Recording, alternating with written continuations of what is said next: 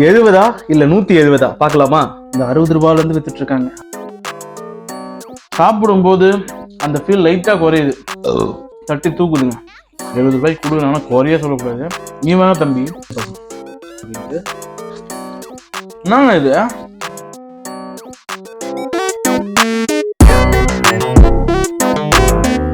Hi friends, எல்லாருக்கும் வணக்கம். எல்லாரும் நல்லா இருக்கீங்க நம்புறேன். நானும் நல்லா இருக்கேன்.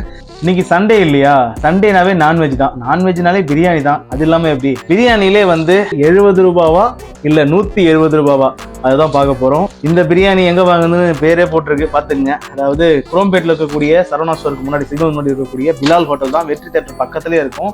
நிறைய பேர் தெரிஞ்சிருக்கும் அந்த ஹோட்டல். இந்த ஹோட்டல் எங்க பாத்தீங்கன்னா பாலாஜி ஹாஸ்பிட்டல் போற வழியில, அதாவது குரோம்பேட்லயே வந்து பாலாஜி ஹாஸ்பிட்டல் ரீலா ஹாஸ்பிட்டல் பாத்தீங்களா, அந்த போற வழியில பாத்தீங்கன்னா பிஸ்மில்லான்னு ஒரு கடை இருக்கு. அதுதான் சொல்றேன். பிலாலா பிஸ்மில்லாவா பாத்துடலாமா? இந்த 170 ரூபாய் பிரியாணிக்கு என்ன கொடுத்துருக்காங்கன்னு பாத்தீங்கன்னா, இது வந்து கத்திரிக்காய் கொடுக்குறாங்க.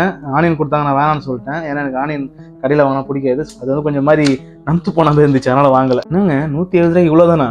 ஸ்டார்டிங்கே மொக்க வாங்குது பயங்கரமா. ஏன்னா 170 ரூபாய் கொடுத்து வாங்குறோம். இது ஒரு கண்டெய்னர்ல இவ்வளவுதான் போது சரி பார்ப்போம்.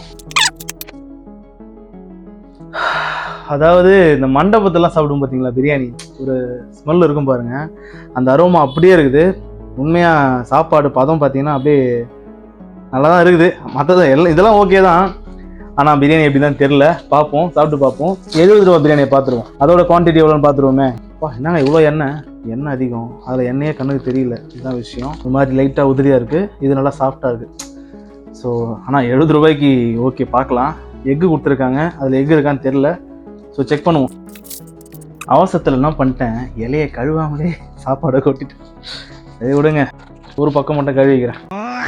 இப்போ பார்த்தீங்கன்னா 170 பிரியாணியை கொட்டி பார்க்குறோம். அளவு எவ்வளோ இருக்குன்னு பார்க்குறோம். இதுவா அதுவா அளவில் எதுன்னு பார்த்துருவோம். ஆனால் இது கலர் மாதிரி அட்ராக்ட் பண்ணுதுங்க. ஒரு மாதிரி மஞ்சள் கலரில். பிரியாணினா இந்த கலரில் தாண்டா இருக்கணுன்ற மாதிரி இருக்குது. ஆனால் இந்த கலர் பார்த்தீங்கன்னா ரொம்ப கொஞ்சம் கலர் அதிகம்.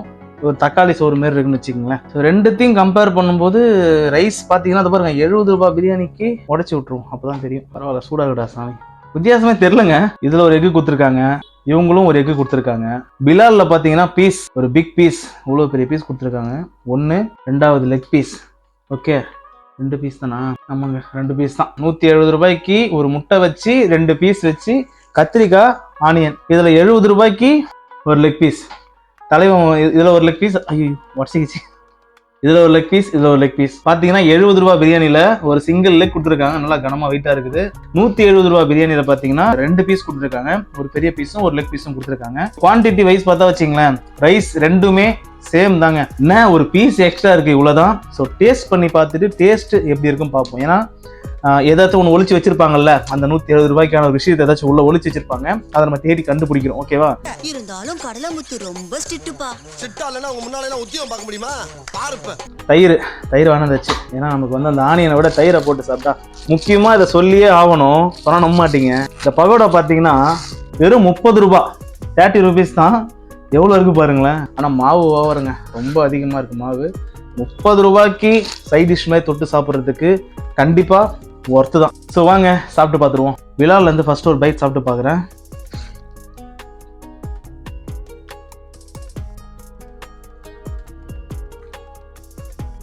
வெறும் பிரியாணி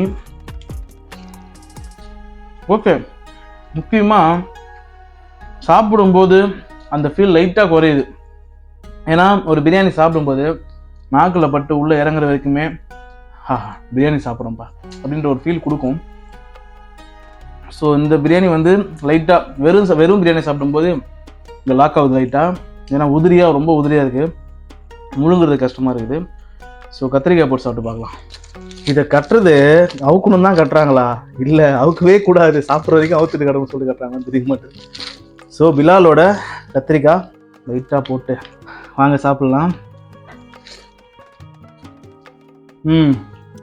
கத்திரிக்காய் போட்டால் தட்டி தூக்குதுங்க. விட்டா சாப்பிட்டே இருப்போம் போல. என்ன மிஸ்னா பீஸ்லாம் வந்து நான் சாப்பிடவே இல்லைங்க. பிச்சு சும்மா ஒரு அழுத்தினேன், வந்துச்சு தனியாக. கஷ்டமே பட தேவை. இவங்ககிட்ட வந்து 3 பிரியாணி இருக்குது. சிக்கன் இருக்குது, மட்டன் இருக்குது, பீஃப் இருக்குது. ஓவராலாக இவங்ககிட்ட அதிகமாக சேல்ஸ் ஆகுதுன்னு பார்த்தீங்கன்னா மட்டனும் பீஃப் தான், ரொம்ப மோஸ்ட்லி பீஃப் தான். அது நிறைய பேர் அதுக்கு வந்து ஃபேன்ஸே இருக்காங்க தனியாக. பிலாலில் பீஃப் சாப்பிட்ற மாதிரி அது நிறைய ஒரு கூட்டமே இருக்குது தனியாக அதுக்குன்ட்டு. ஸோ நமக்கு தெரிஞ்சவங்க நிறைய பேர் இருக்காங்க. இது 120 ரூபாய்க்கு ஒருத்தான்னு கேட்டிங்கன்னா இந்த குவான்டிட்டி ஒரு ஆள் சாப்பிட்றது தான். இந்த 70 ரூபா பிரியாணிலே வந்து ஒரு ஆள் சாப்பிட்றது தான் குவான்டிட்டி கொடுக்குறாங்க. இதுலேயும் அப்படி தான் கொடுக்குறாங்க. 170 ரூபாய்க்குள்ள என்ன இருக்குதுன்னு பார்த்தீங்கன்னா ஒரே ஒரு பீஸ் எக்ஸ்ட்ரா இருக்குது. ரைஸ் கொஞ்சம் குவாலிட்டியாக, அவங்க யூஸ் பண்ணுற இன்க்ரீடியன்ஸ் வந்து ஒரு வேளை கொஞ்சம் காஸ்ட்லியாக பண்ணுறாங்களோ என்னவோ, ஆனால் தெரியுது மாதிரி எப்படி சொல்கிறதுனா இந்த சிக்னேச்சருங்க அப்படின்ற மாதிரி நல்லா இருக்குது. குறை சொல்கிற அளவுக்கு ரொம்ப கிடையாது. ஆனால் 170 ரூபான்றத ஒரு 140 150 ஸோ இன்னும் குறைச்சி மக்களுக்கு கொஞ்சம் முடிஞ்ச வரைக்கும் ஒரு 10-20 குறைச்சா கூட நிறைய பேர் பயனடைவாங்க. நான் பாதி பிரியாணி சாப்பிட்டேன். நான் எதாவது சொல்கிறேன், ரிவ்யூ பண்ணுறது வந்து மறந்துட்டு சாப்பிட ஆரம்பிச்சிட்டேன். ஆக மொத்தம் பிலாலில் தனியாக சாப்பிட்றத விட அது கூட அந்த கத்திரிக்காய் சேர்த்து சாப்பிடும்போது சூப்பராகவே இருக்குது. இன்னும் ஆனியன் வச்சு சாப்பிட்டா இன்னும் செமையாக இருக்கும். அதுக்கு ஏதாச்சும் அடிஷ்னலாக ஏதாச்சும் ஸ்வீட் எல்லாம் கொடுத்தீங்கன்னா, டெசர்ட் எதாவது கொடுத்தீங்கன்னா சாப்பிட்டு கொஞ்சம் திருப்தியாக வருவாங்க. ஸோ அதனால் வந்து இந்த 2 தான் 170 ரூபாய்க்கு எனக்கு தெரிஞ்சு ஸ்வீட்டு கொடுக்கலாம், தாராளமாக கொடுக்கலாம். ஏன்னா நைட் பிரியாணிலே வந்து கொடுக்குறாங்க 170 ரூபா பிரியாணி, 180 ரூபா பிரியாணி நைட்டில். அந்த பிரியாணிக்கே வந்து ஸ்வீட்லேருந்து வாழை எல்லாம் வச்சு மடிச்சு கொடுக்குறாங்க. இந்த பிரியாணி எனக்கு தெரிஞ்சு 3.8ங்க. கண்டிப்பாக இந்த பிரியாணிக்கு வந்து அவ்வளோதான் கொடுக்க முடியும். எல்லாம் ஓகே, டேஸ்ட்லாம் ஓகே. அந்த ப்ரைஸுக்கு குவான்டிட்டிக்கும் பார்த்தீங்கன்னா அது ஒத்து வரல. எனக்கே வந்து டிசப்பாயின்மெண்ட் தான். இப்போ நம்ம சாப்பிட போகிறது 70 ரூபா பிரியாணி. ஸோ வாங்க சாப்பிட்டு பார்ப்போம்.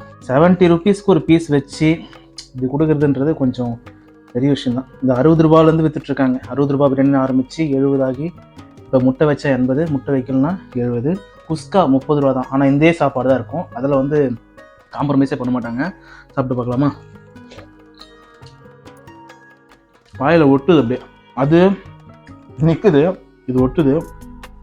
ஆனால் டேஸ்ட்டு, இந்த உப்பு, காரம், இஞ்சி, இந்த இஞ்சி வாசனை இதெல்லாம் சேர்ந்து நான் பிரியாணி தான்டான்னு சொல்ல ட்ரை பண்ணுது. ஆனால் பிரியாணி தான், ஆனால் அது கொஞ்சம் சொல்லுது நான் பிரியாணி தான் நம்புன்ற மாதிரி சொல்லுது. அந்த அளவுக்கு அதிகமாக இல்லாமல் கொஞ்சம் குறைச்சின்னா மசாலாவே நல்லாயிருக்கும்னு தோணுது. ஏன்னா முகத்தடிக்கிற மாதிரி இருக்குது மசாலா. இதுதான் ஆனியன் வந்து கடையில் வேணால் சாப்பிட மாட்டேன். இது பாருங்க, ஒரு மாதிரி கலரே மாதிரி போய் அது தயிரே இல்லைங்க, தயிரே கிடையாது, வெறும் ஆனியன். செட் ஆகாது எனக்கு அது. அதனால் வந்து தயிர் தனியாக வாங்கி வந்து வச்சிட்டேன். நமக்கு தேவைப்பட்டால் தயிர் குடிச்சிக்கலாம், ரொம்ப நல்லதும் கூட.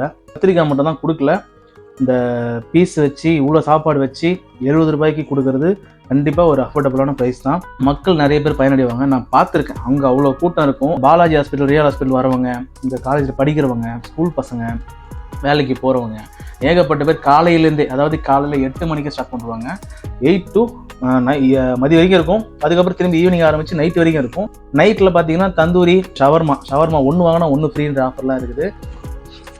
அது வந்து அந்த கத்திரிக்காய் தேவைப்படக்கூடாதுன்றதுக்காக மசாலாவை போட்டு தாக்கிடுறாங்க. அப்படியே மசாலாவோட சாப்பிட்டா அந்த ஃபீல் வரணுன்றதுக்காக கொஞ்சம் மசாலா ஏற்றி போட்டிருக்காங்க, நல்லா தெரியுது. ஆனால் அதுக்கு ஏதாச்சும் கொஞ்சம் பண்ணால் நல்லாயிருக்கும். உண்மையாக சொல்லி தானே ஆகணும். அந்த பிரியாணி இந்த பிரியாணி வித்தியாசம் தெரியுமா? அதில் ஒரு சிக்னேச்சர் இருக்குது.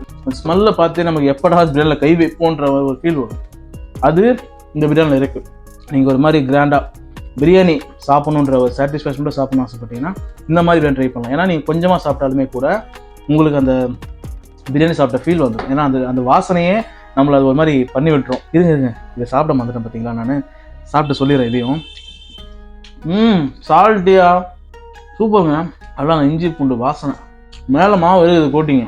ஆனால் சிக்கன் அதிகமாக இருக்குது.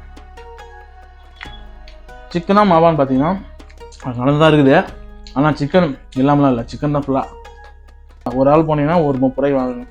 கும்பலாக போனீங்கன்னா ஒரு 3 வாங்கி ஷேர் பண்ணி சாப்பிடுவேன், வசத்தெல்லாம் இருக்கும். இந்த பிரியாணி கூட சாப்பிடும்போது ஏன்னா அதில் இருக்கிற பிரியாணி மசாலா சேர்த்து இதில் இருக்க அந்த இஞ்சி பூண்டு மசாலாலாம் அந்த சிக்கன் ஸ்டேஷனில் இருக்குங்களா, அப்படியே உள்ளே இறங்கும்போது வாங்கன்னு வெல்கம் பண்ணுது உள்ள அப்படி நம்ம ஸ்டமக். இந்த முட்டை வந்து பிஸ்மில்லா இவங்களோடது. இது வந்து பிலால் ஹோட்டலுது. பார்த்தீங்களா டேமேஜ், பரவாயில்ல, உடச்செல்லாம் சாப்பிட போகிறோம். எல்லாத்தையும் சாப்பிட்டு பார்த்தாச்சு. நீங்களே பார்த்துருப்பீங்க. உங்களுக்கு வந்து பட்ஜெட் ஃப்ரெண்ட்லியான ஆசைப்பட்டீங்கன்னா இங்கே போகலாம். டேஸ்ட்டு கண்டிப்பாக நல்லா தான் இருக்குது. அந்தளவுக்கு ரொம்பலாம் யோசிக்கிறதுலாம் ஒன்றும் கிடையாது. இன்னும் சூடாக அங்கேயே வாங்கி சாப்பிடும்போது இன்னும் கொஞ்சம் நல்லா தூக்கி விடும். நல்லா பிரியாணி சாப்பிட்ணும் ஆசைப்பட்டீங்கன்னா இங்கே போங்க. இங்கே பக்கெட்டில் தராங்க, ஃபேமிலியாக போய் சாப்பிட்லாம். அங்கேயும் நல்லா ஸ்பேஸ் இருக்குது. சொல்லப்போனால் உங்ககிட்ட 3 பிரியாணியுமே அங்கே போனீங்கன்னா ஒரே ஸ்பாட்டில் 3 பேர் சாப்பிட்லாம். மட்டன், சிக்கன், பீஃப் 3மே இருக்கும். ஃப்ரைட் ரைஸ் இருக்கும், பரோட்டா இருக்கும், எல்லாமே மல்டி குசின் தான். ஸோ இங்கே போனீங்கன்னா எல்லாமே இருக்கும். இங்கே போனால் ஒன்லி பிரியாணி 65. ஈவினிங்கில் போனீங்கன்னா தந்தூரி இருக்கும், ஷவர்மா இருக்கும், இந்த பிரியாணி இருக்கும், அவ்வளோதான். 2 பேரும் கம்பேர் பண்ணும்போது இவன் எனக்கு தெரிஞ்சு மனசுக்கு நிறைவாக இருக்கான், கொடுக்குற காசுக்கு நீ தெய்வண்டான்ற மாதிரி இருக்கான். இவன் ஓகே கொடுத்த காசுக்கு வயிறு ஃபுல்லாகுது, நல்லா டேஸ்ட் இருக்குது, நல்லா இருக்குன்ற மாதிரி இருக்கான். என்ன கொஞ்சம் ஸ்வீட்டு கீட்டு வச்சு வாழையில வச்சு கட்டி கொடுத்து ஒரு 150 ரூபாய்க்கு கொடுத்தாங்கன்னா மனசுக்கு நிறைவா என்னதான் சாப்பிட்டாலுமே உள்ளது ஒரு பக்கம் மூளைல போய் எரியிற மாதிரியே ஃபீல் ஆகுது. கஷ்டப்படுறவங்களாம் எப்படி சாப்பிட முடியும்? எல்லாருமே பயனடையணும் இல்லையா? குறிப்பிட்டவங்க மட்டும் சாப்பிடணும், பணக்காரங்க மட்டும் சாப்பிடணும் கிடையாது, இல்லாதவங்களும் வாங்கி சாப்பிட்ற அளவுக்கு கொஞ்சம் அது போதும். சும்மா ட்ரை பண்ணி பார்ப்போம். தயிர் போட்டால் எப்படி இருக்குன்ற ஃபீல் வருது, ட்ரை பண்ணி பார்ப்போம். பிரியாணியில் தயிர் போட்டால் இந்த சாப்பாடு ரமணன் இருக்கா பார்த்தீங்களா, அவர் பிரியாணியில் தயிரை ஊற்றி ஊற்றி அடி பார்ப்பல. அவரை பார்த்தா எனக்கு ஆசையாக வந்துச்சு, சாப்பிட்டு பார்ப்போம் ஒரு நாள் அப்படின்ட்டு.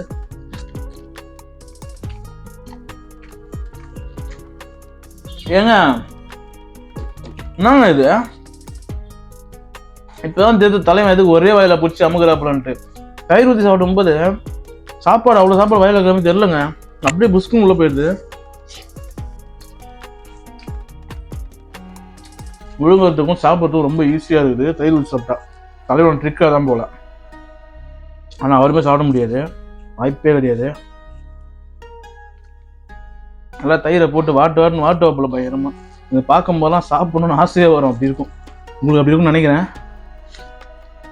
இதை பார்க்கும்போது உங்களுக்கு சாப்பிடணுன்ற ஆசை வரணும், வயிற்றுக்கு நிறைய சாப்பிடணும், நல்லா சாப்பிடணும், அந்த குறை வைக்காம அப்புறம் பார்த்துலான்னு நினைக்காம சாப்பிடணும் வயிற்றுக்கு. அது எதனா உழைக்கிறோம், கஷ்டப்படுறோம், வேலைக்கு போகிறோம், சம்பாதிக்கிறோம்.